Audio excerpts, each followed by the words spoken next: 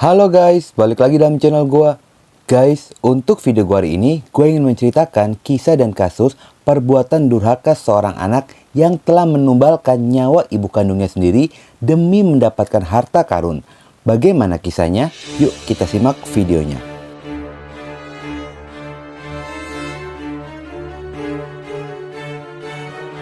Sebuah bangunan bekas mes PT Pembangkit Jawa Bali (PJB) di pinggir jalan Desa Karangkates, Kecamatan Sumber Pucung, Kabupaten Malang, Jawa Timur. Kala itu menjadi gempar ketika tersebar kabar tentang penemuan tubuh seseorang dalam kondisi terkubur. Semua ini berawal ketika hari Kamis tanggal 11 Februari 2021 siang harinya. Ada seorang pria bernama Sugiono melakukan aktivitas sehari-hari dengan menjaga dan merawat kebersihan area bangunan tersebut. Saat itu, dia sedang membersihkan semak-semak yang sudah menjulang tinggi, ditambah terciumnya aroma tidak sedap yang sangat menyengat.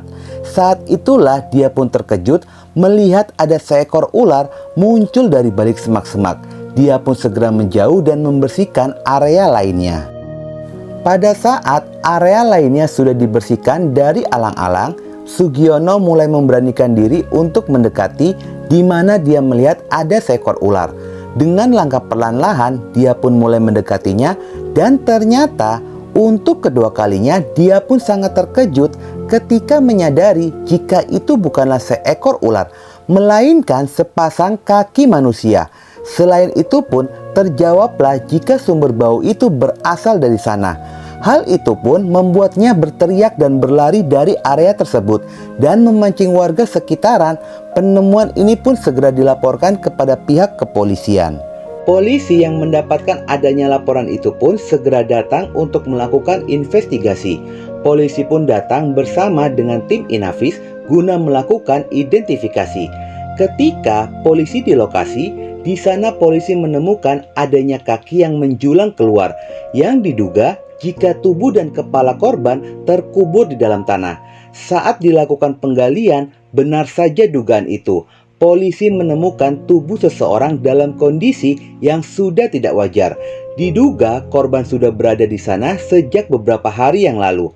Dan saat polisi memeriksa tubuh tersebut, polisi tidak menemukan adanya identitas diri pada tubuh korban. Tubuh korban pun segera dibawa ke Rumah Sakit Saiful Anwar guna dilakukan proses pemeriksaan. Penemuan tubuh itu pun sontak menjadi ramai, menjadi bahan perbincangan di antara warga.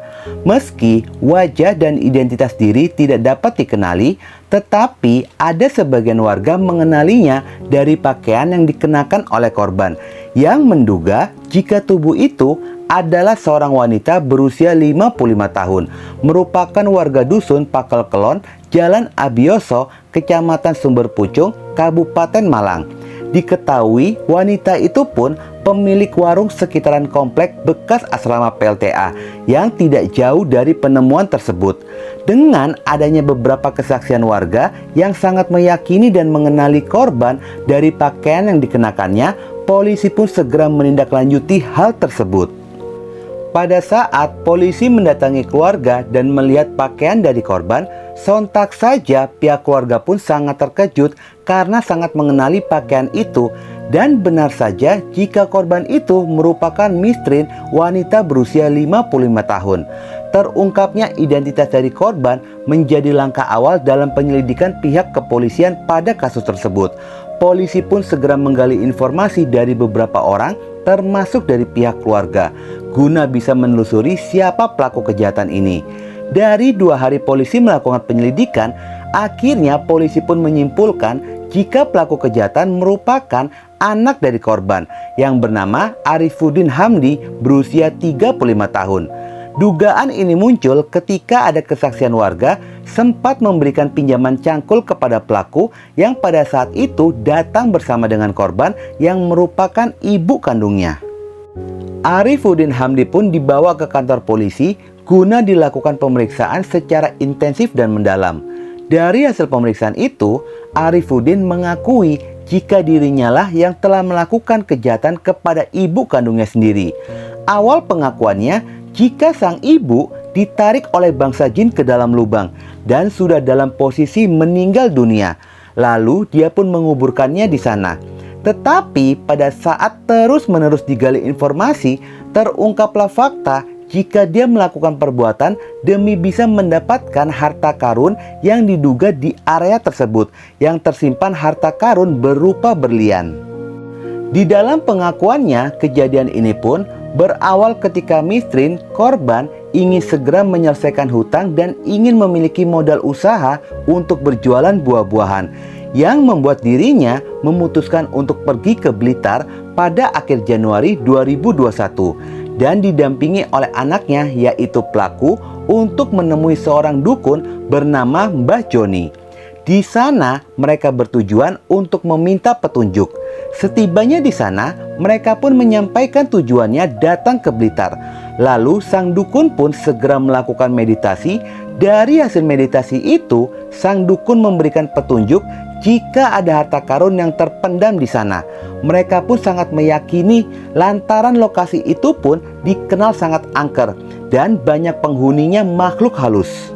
Sang dukun mengatakan jika lokasi itu tersimpan harta karun berupa berlian. Jika dilakukan penggalian, maka mereka akan mendapatkan dan bisa digunakan untuk membayar hutang serta modal usaha. Petunjuk itu pun ditelan mentah-mentah oleh keduanya dan sangat meyakini petunjuk tersebut. Selang 3 hari dari rumah dukun itu, tepatnya pada tanggal 26 Januari 2021, jam 14.30 sore harinya, korban dan pelaku memutuskan untuk melakukan penggalian yang lokasinya sesuai dengan petunjuk dari sang dukun. Pelaku sempat meminjam cangkul kepada tetangga warung. Setelah itu, korban menyuruh anaknya menunggu di warung dan korban pun menuju ke lokasi sendirian. Tetapi setelah menunggu beberapa saat, korban pun tidak kunjung kembali, yang membuat pelaku mulai mencurigai jika ibunya tidak akan membagi berlian dari harta karun tersebut. Akhirnya pelaku pun memutuskan untuk datang menemui ibunya di sana. Yang ternyata pada saat tiba di sana, sang ibu pun sudah terjatuh di tanah lantaran merasa pusing dan kelelahan akibat menggali tanah tersebut. Pelaku yang melihat hal itu bukannya menolong, malahan mendorong sang ibu ke dalam lubang galian tersebut dengan posisi kepala hingga pinggang berada di dalam galian tanah. Perbuatan itu pun dilakukan oleh pelaku yang mengaku sebelumnya dia mendapatkan adanya bisikan gaib yang menyuruhnya untuk mendorong sang ibu lalu menguburkannya di sana. Maka dari itu, berlian itu pun akan muncul. Hati yang sudah dipenuhi dengan ketamakan, dia pun tidak peduli dengan keselamatan sang ibu dan akhirnya dia pun melakukan perbuatan durhaka tersebut. Pada saat itulah kondisi sang ibu pun masih hidup. Pelaku segera menimbun tanah dan langsung menutupi tubuh korban ibu kandungnya menggunakan tanah. Setelahnya, tanpa ada rasa bersalah, dia pun pergi meninggalkannya. Setelah 3 hari berikutnya, pelaku kembali lagi ke lokasi sesuai dengan instruksi dari bisikan gaib tersebut. Pelaku berharap berlian itu pun akan muncul. Tetapi nyatanya harta karun itu pun tidak pernah ada. Yang ada hanyalah kaki sang ibu yang terlihat di atas permukaan. Tetapi seakan sudah mati nuraninya, dia pun tidak memperdulikan hal tersebut dan pergi lagi meninggalkan lokasi itu. Pengakuan dari pelaku sesuai dengan fakta yang ditemukan. Berdasarkan hasil pemeriksaan tim forensik kedokteran, jika tubuh korban tidak ditemukan adanya tanda-tanda kejahatan yang dialami oleh korban sebelumnya. Pelaku pun mengakui merasa sangat menyesal karena mempercayai petunjuk dari sang dukun yang berakibat kehilangan sang ibu untuk selamanya. Dan dirinya pun harus mempertanggungjawabkan perbuatannya di mata hukum. Pada sisi lainnya, polisi pun berencana akan melakukan pemeriksaan jiwa dari pelaku. Tim penyidik menemukan jika ada kemungkinan pelaku mengalami gangguan pada jiwanya. Dan jika tidak menemukan adanya gangguan, maka pelaku terancam dengan vonis 15 tahun penjara. Terkadang demi harta dan materi, manusia menjadi gelap mata hingga rela mengorbankan nyawa ibu kandungnya sendiri yang telah melahirkannya. Untuk kelanjutan kasusnya mengenai vonis ataupun hasil dari tes kejiwaan pelaku, tidak ada artikel yang memberitakan tentang hal itu.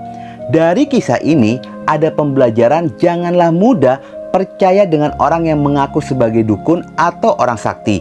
Dekatkan diri kita kepada Tuhan Sang Pencipta. Masih banyak yang dapat dilakukan untuk mendapatkan rezeki tanpa harus mencari harta karun. Dan satu lagi, hormati dan sayangilah orang tua kalian. Terlebih seorang ibu, jangan pernah durhaka. Oke guys, sekian dulu video gua hari ini, dan jangan lupa ikuti terus video gua. Oke?